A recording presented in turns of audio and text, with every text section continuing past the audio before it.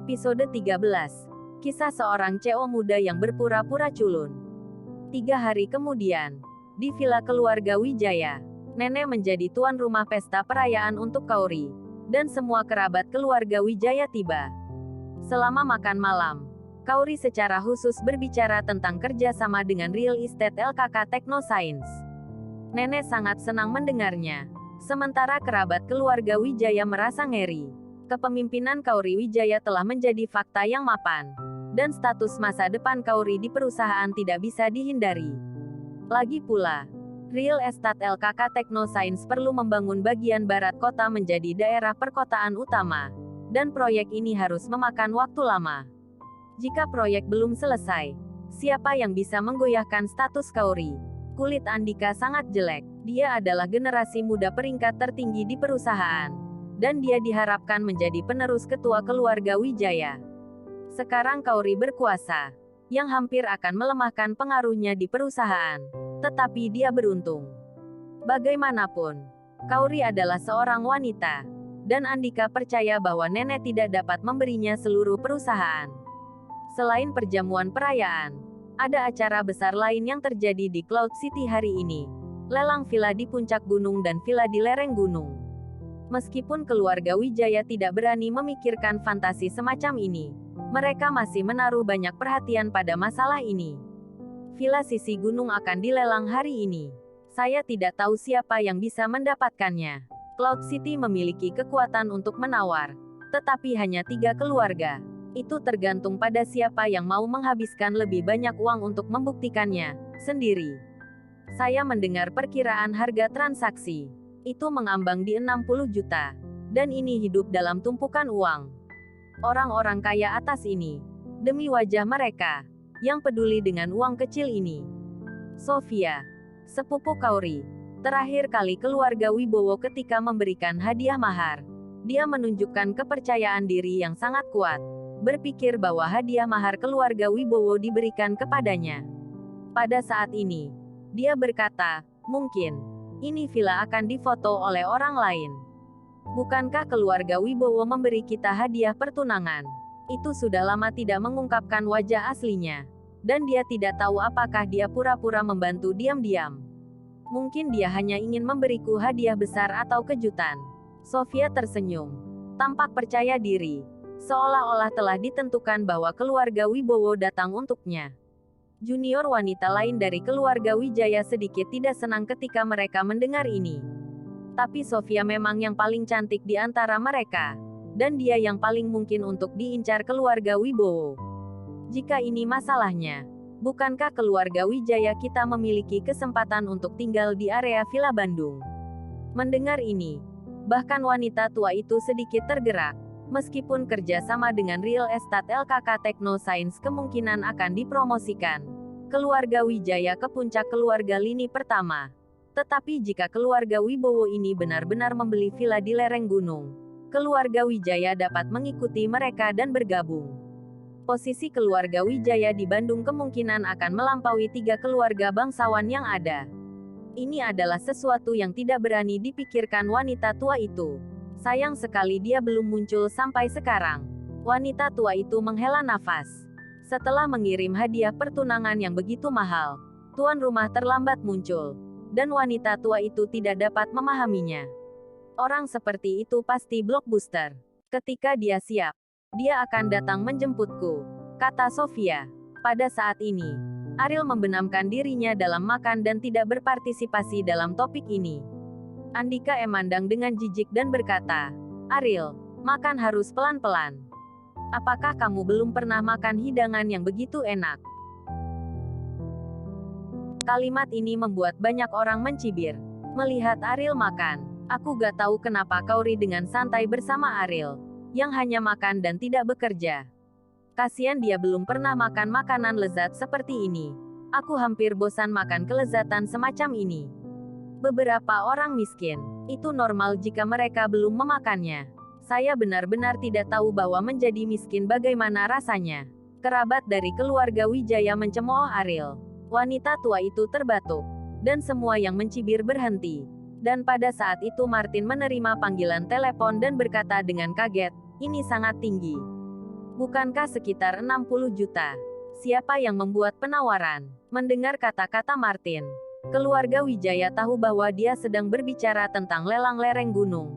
Villa mereka semua memandang Martin dengan penuh perhatian. Begitu, Martin menutup telepon. Ia mendesah. Ayah, berapa harga transaksinya? Andika bertanya dengan tidak sabar. 89 miliar, kata Martin. Jumlah ini membuat semua orang yang hadir tercengang. Dan wanita tua itu juga tidak bisa tenang. Jauh melebihi perkiraan harga lebih dari 20 miliar. Saya bisa membayangkan betapa sengitnya lelang itu. Yang terpenting adalah nilai sebenarnya dari villa itu. Sama sekali tidak sepadan. Banyak. 89 miliar. Semua dihabiskan untuk ketenaran. Dan itu benar-benar membuat Sofia benar. Dia pembeli yang misterius. Aku tidak tahu siapa itu. Martin melanjutkan. Hati Sofia melonjak. Dia hanya berkata dengan santai. Dan dia berharap itu benar. Jika keluarga Wibowo misterius yang membelinya dan dialah yang dihargai, itu tidak akan sesederhana dia akan berfoya-foya. Dia akan segera pamer. Nenek, keluarga Wijaya, kita benar-benar memiliki kesempatan untuk tinggal di area Villa Bandung. Dan itu adalah villa sisi gunung yang paling mewah, kata Sofia Wijaya kepada nenek. Wanita tua itu semakin tua, dan detak jantungnya semakin cepat saat ini.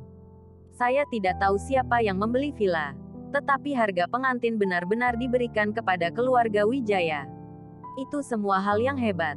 Saya harap dia bisa segera datang. Saya sudah lama hampir lupa karena masalah ini, kata wanita tua itu. Setelah makan, Ariel dan Kauri pergi ke taman belakang villa untuk berjalan-jalan, terpisah 1 meter, saling menghormati sebagai tamu. Apakah kamu akan iri?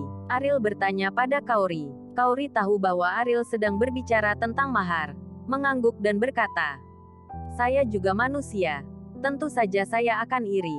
Tetapi itu tidak perlu. Bagi saya, itu sudah lewat. Sekarang aku juga tidak berharap banyak. Kauri menjawaban yang jujur membuat Ariel tersenyum lembut. Jika dia mengatakan dia tidak iri, Ariel masih akan berpikir dia munafik. Tapi Kauri pasti tidak akan bisa memberikan jawaban seperti itu. Untuk menghabiskan 89 miliar untuk membeli villa, apa yang dibutuhkan orang-orang ini untuk menjadi kaya? Kauri bertanya pada Ariel dengan rasa ingin tahu. Ariel memikirkannya dengan sangat hati-hati, dan berkata, mungkin, itu hanya uang sakunya. Kauri mengedipkan matanya dan sedikit terkejut. Bukankah uang saku 89 juta itu terlalu berlebihan? Kamu bilang, mungkinkah orang yang membeli villa itu yang membuat penawaran? Kauri berkata, mungkin. Bagaimanapun, harga pengantin wanita benar-benar tidak kecil, kata Ariel. Tampaknya Sofia Wijaya akan menjadi orang beruntung untuk menikah dengan orang kaya seperti itu. Kauri tidak memiliki sedikit pun rasa iri di wajahnya. Itu hanya rasa ingin tahu yang murni. Apakah kamu juga berpikir orang itu akan memilih Sofia Wijaya? Kata Ariel tersenyum. Bahkan jika kamu tidak mau mengakuinya, dia memang orang yang paling cantik di generasi kita. Orang kaya seperti itu hanya bisa melihatnya, kata Kauri. Menerima begitu saja. Kamu lebih cantik dari dia, kata Ariel. Kauri memelototi Ariel dengan sengit, dan berkata, apakah kamu gila? Saya sudah menikah. Bagaimana masalah ini ada hubungannya dengan saya? Ariel tersenyum dan berkata apa-apa lebih. Tidak lama setelah itu, Kauri dipanggil pergi oleh wanita tua. Harus ada sesuatu untuk menjelaskan kepadanya. Ariel sendirian di kebun. Musim awal musim panas penuh bunga. Ariel, kamu memukulku hal-hal yang tidak pernah aku lupakan. Andika berjalan di belakang Ariel dan berkata dengan nada muram. Ariel berbalik dan menatap Andika sendirian. Dengan jijik berkata, jika Anda ingin membalas dendam, saya menyarankan Anda untuk menemukan 2 pembantu lagi. Petik 2. Andika menggelengkan kepalanya. Bagaimana saya bisa begitu ceroboh denganmu? Aku adalah putra dari keluarga Wijaya. Kau tidak tahu apa identitasmu. Mengapa saya harus menurunkan identitas saya untuk membalasmu? Lalu apa yang akan kamu lakukan denganku? Ariel bingung. Andika berkata, aku hanya ingin memberitahumu. Jangan berpikir bahwa Kauri ada di atas tahta. Kamu bisa berkuasa. kamu akan selalu menjadi menantu keluarga Wijaya. Hanya sampah di mata saya. Ariel tersenyum tipis. Dengan berani berbicara. Dia benar-benar tidak memiliki minat ini.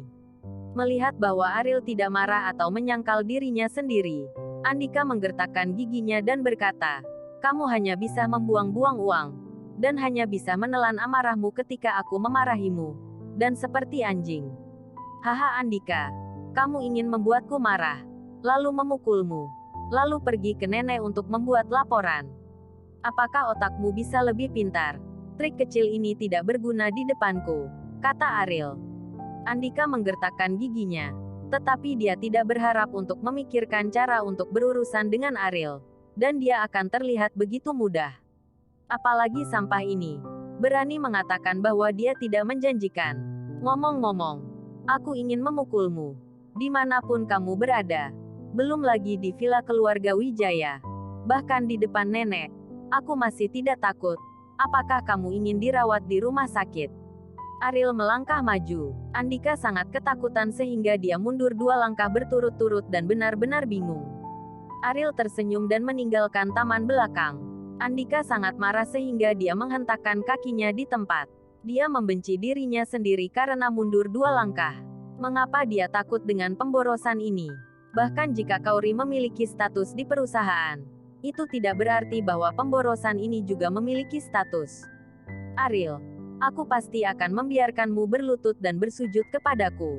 Aku tidak akan membiarkan kamu berkeliaran di keluarga Wijaya. Kauri berbicara dengan nenek kurang dari setengah jam. Dan Ariel tidak bertanya apa-apa. Tetapi menilai dari ekspresi Kauri, dia mungkin bisa menebak sesuatu. Nenek memberitahunya sebelumnya bahwa dia tidak mengingini milik keluarga Wijaya. Kurasa dia juga khawatir tentang ini sekarang. Apakah ada sesuatu yang akan kamu lakukan di sore hari? Kauri bertanya pada Ariel. Tidak. Apa yang bisa saya lakukan? Kata Ariel. Ikutlah denganku untuk berbelanja. Aku ada janji dengan saudaraku. Biarkan kamu menjadi kuli pembawa barang-barang belanjaan. Oke. Kata Kauri. Ariel menjawab. Tentu saja tidak ada masalah. Bersambung.